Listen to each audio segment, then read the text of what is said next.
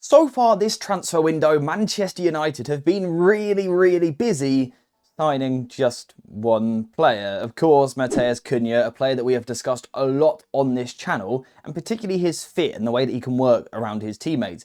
For example, would he work in a front three alongside Joshua Zirkzee and also Bruno Mbumo if we actually ever get that transfer done? What we're going to do today, though, is once again talk about his fit and the way that he can connect with teammates, but this time a player that will definitely be in the starting 11 next season, and that's Bruno Fernandes. Can they actually work in the same team? Now, I think the first thought when we talk about Bruno Fernandes and Cunha in the same team is a positive one, because these are two quality players, two of the best players in the Premier League last season, so to have them both in our team, potentially playing quite close together, it's a dream, right? It's going to work. They are both naturally players that like to combine with people, they like to play 1-2s, they like to work in tight spaces, and they're also both incredibly creative from the half spaces. Two players that can create from the half spaces can only be good for Manchester United, right? But they also, at the same time, whilst they have some similarities, they also have some differences. For example, Bruno Fernandes is more of a passer, someone who wants to get on the ball and find his teammates, whereas Cunha, whilst he can pass, prefers to take people on.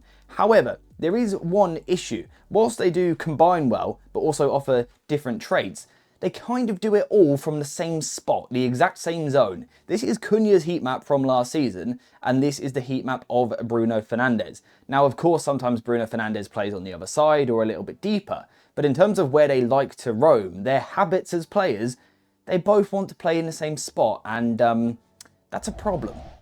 So I will admit, initially when I started doing the research for this video, I was a little bit concerned because the heat maps are the same and they're going to end up in the same positions over here, which will sometimes work because they're close, they can combine, they've got a lot of quality, and that'll be a lot for the opposition to try and deal with. But on occasions, if they're too close to each other, it'll make it difficult for United to have a balance across the pitch and also up and down the pitch as well.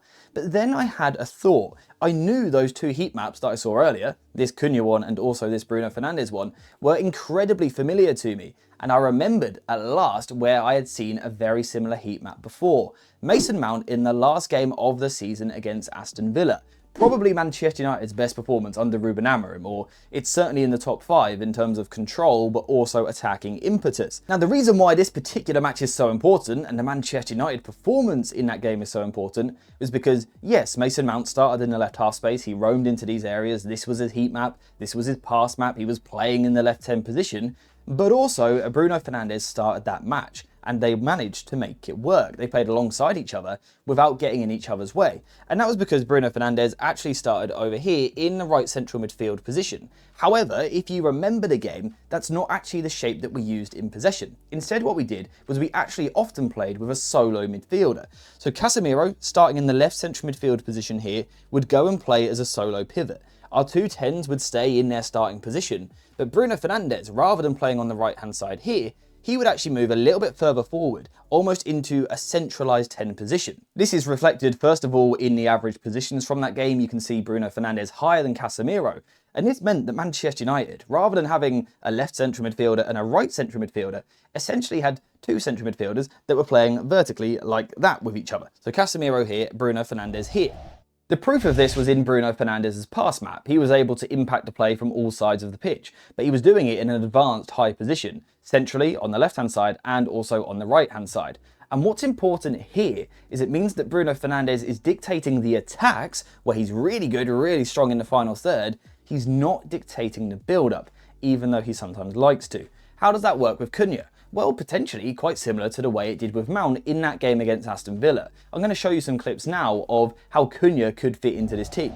So of course, first of all, we've got the shape that we're talking about here. Casemiro in the holding midfield, Bruno in the high 10, and then the two inside forwards either side of him. Something that we could definitely see at United, with Cunha playing to the left-hand side, maybe Ahmad or Mbumo to the right, and of course Bruno Fernandes in the middle. We could definitely see that at United. Here we've got Bruno Fernandes on the right hand side getting involved with the attack, helping the team link up, and he actually creates a really nice opportunity down the right hand side. But then in the next moment here, he's on the left hand side helping Manchester United over here in his more natural position. There were also moments where he picked the ball up in the middle of the pitch in zone 14 and looked to create from there, and That's not a bad thing at all, because he is one of the best Zone 14 creators literally anywhere in world football. And by the way, when we're talking about Zone 14, we're talking about this little part of the pitch here.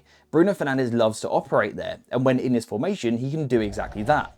Next up, we've got Mason Mount on the ball on the left-hand side of the pitch, and you can see that he has actually rotated with Patrick Dorgu.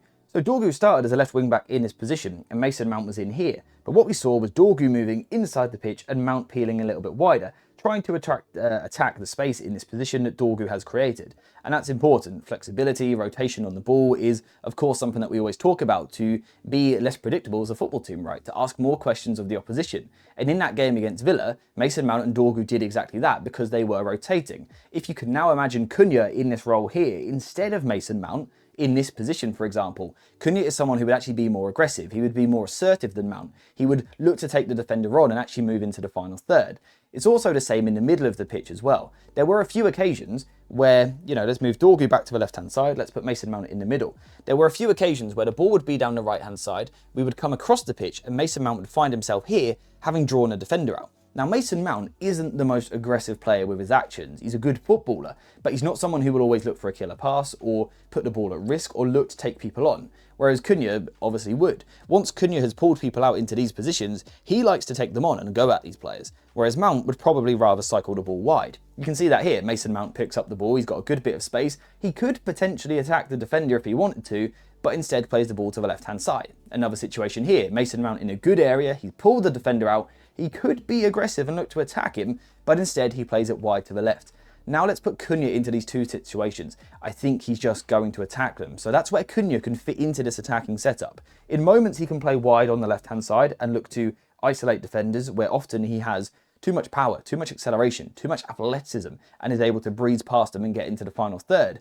But also in moments he can find himself in the middle, drawing out these opposition defenders into this position before then looking to take them on. And if he can do that, he will offer real penetration to the Manchester United attack through the middle of the pitch, whilst he's still not getting in the way of Bruno Fernandes, because Bruno Fernandes is playing in this position here rather than on the left-hand side.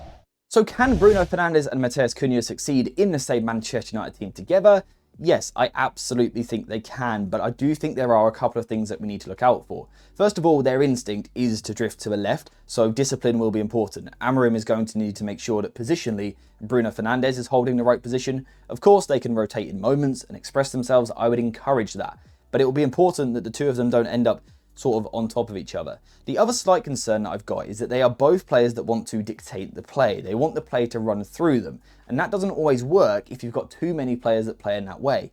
If you've got 6 players in the final third that all want the play running through them, they all want to be the main man, then you can see the problem, right? You need players that are just going to knit things together and link things together. These two are going to have to find a way to share that balance. We won't have a main man as such, hopefully. Hopefully we'll be a more balanced team with threats across the pitch. I think for that to happen, we need the correct profiles around these two.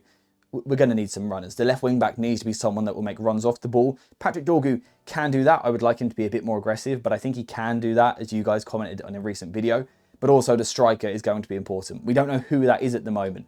I like the idea of Joshua Zirkzee. I think he could do a great job, but that would be another player that wants to drop off a little bit to the left-hand side. With Bruno there and also Cunha, I'm not so sure that it works. We need runners, players that are going to take the opposition away so that Bruno and Cunha can get on the ball and just cause havoc, really. I think also behind them, it's important that this central midfielder here is going to be the right profile. I think that needs to be someone that is going to cycle the ball. Previously, we have asked for a true deep line playmaker, someone to dictate the build-up and dominate and control everything that we do.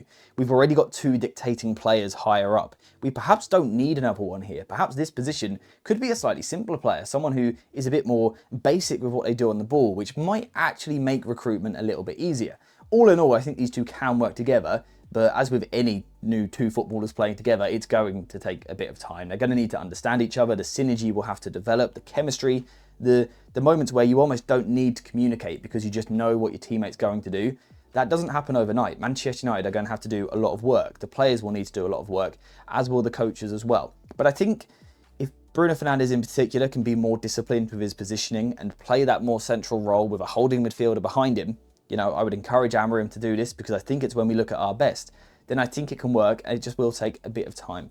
Also, just a quick side note, I think Kobbie Mainoo would actually work really nicely in this role with Cunha as well. So I just thought I'd put that out there. So yes, that's my thoughts on Bruno Fernandes and Cunha. I think they can play together. It's going to take time, but once they get there, I think it can be really red hot. At the start, it might be a little bit frustrating if they're sort of clashing, getting in each other's way, trying to do each other's job.